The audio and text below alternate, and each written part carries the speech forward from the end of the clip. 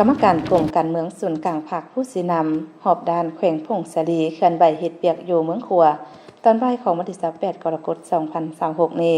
สหายวันไสพงศพันธ์กรรมการกรมการเมืองศูนย์กลางภาคคณะเลขาธิการศูนย์กลางภาคประธานคณะกวดกาศูนย์กลางภาคประธานองค์การกวดกาแห่งรัฐและหัวหน้าองค์การต้านการสอรัฐวังดวงศูนย์กลางผู้สินำหอบด้านอยู่แขวงพงศลีพร้อมคณะได้เคลื่อนไหวเฮ็ดเวียกอยู่เมืองขัวแขวงพงศลีโดยร่วมในการลงเคลื่อนไหวในครั้งนี้มีสหายสันติแก้วยสารรองเลขาพรรคแขวงประธานคณะกรรมการปกครองแขวงพงศลีให้การต้อนรับของสหายสอนสนุกศรีสุราษฎร์กรรมการพรรคแขวงเลขาพรรคเมืองขัวพร้อมคณะ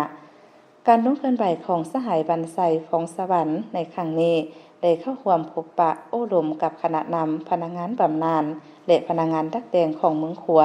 ที่สโมสรเมืองซึ่งได้รับการรายงานสภาพจุดพิเศษการพัฒนาเศรษฐกิจสังคมของเมืองขัวจากสหายสอนสนุกศรีสุราษฎร์ซึ่งเมืองขัวตั้งอยู่ทางทิศใต้ของแขวงพงศลี167กิโลเมตรเป็นเมืองผู้ดอยเกือบ100เซนห้อยมี93บ้านมี 6,012 ครัวเรือนมี 7,391 ครอบครัวมีพลเมืองทั้งหมด 30,431 คนประกอบมี9ชนเผ่า7แสงคือชนเผ่ากึ่มมุชนเผ่าอาคาชนเผ่าลาวชนเผ่าย่างชนเผ่าไตชนเผ่าผู้น้อยชนเผ่าห่อชนเผ่าดื้อและชนเผ่าวิทย์ปัจจุบันกำลังกักเกี่ยมประกาศสร้างตั้งตาแสงซึ่งมีทั้งหมด5ตาแสงผ่านการจัดตั้งปฏิบัติใน6เดือนต้นปี2026เศรษฐกิจของเมืองขยายตัว6ส่วนห้อยพร้อมนี้บรรดาทานคณะติดตามการเคลื่อนไหวยังได้มีความแลกเปลี่ยนซึ่งกันและกันโอกาสนี้สหายบรรไซพงศวรรค์ได้โอลมเน้นหนักให้คณะนำพนักงานบำนาญและพนักงานดักแดงของเมืองขัวให้สมใส่จัดตั้งพันขยายมติกองประชุมใหญ่ครั้งที่12ของส่วนกลางภาคการจัดตั้งปฏิบัติวาระแห่งชาติติดพันกับมติกองประชุมใหญ่ครั้งที่12ขององค์คณะพรรคแขวงพงศลีครั้งที่16ของเมืองขัว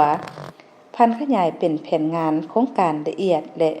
เวียกงานตาแสงจัดตั้งปฏิบัติให้สำเร็จเอาใจใส่เวียกงานป้องกันศาสตร์ป้องกันความสงบปัญหาที่รอแหลม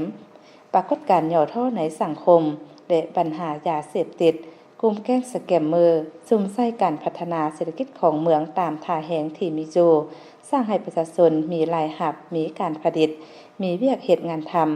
ำดึงดูดการลงทุนเข้ามาพัฒนาเมืองพัฒนาพื้นฐานโครงสร้างการสร้างฐานรายรับส่งเสริมหัวหน่วยธุรกิจเคียงคู่กับการพัฒนาสังคมเอาการศึกษาเป็นปัญหายุทธศาสตร์เอาเวียกงานแห่งงานเป็นปัญหาสำคัญการก่อสร้างภาคพนักงานให้มีคุณธาตุการเมืองมีคุณสมบัติศีลธรรมปฏิบัติรับใช้หน้าที่การเมืองได้รับใช้ประชาชนเอาใจใส่เวียกงานกวดกาให้เข้มแข็งเพื่อแนใส่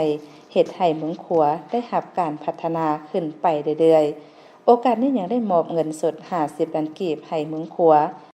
นักธุรกิจหนุ่มมอบเงินสดจำนวน100ล้านกีบให้เมืองขัวมอบคอมพิวเตอร์ตั้งโต๊ะพร้อมปรินเตอร์สีจำนวน1ชุดให้คณะกวดกาเมืองขัว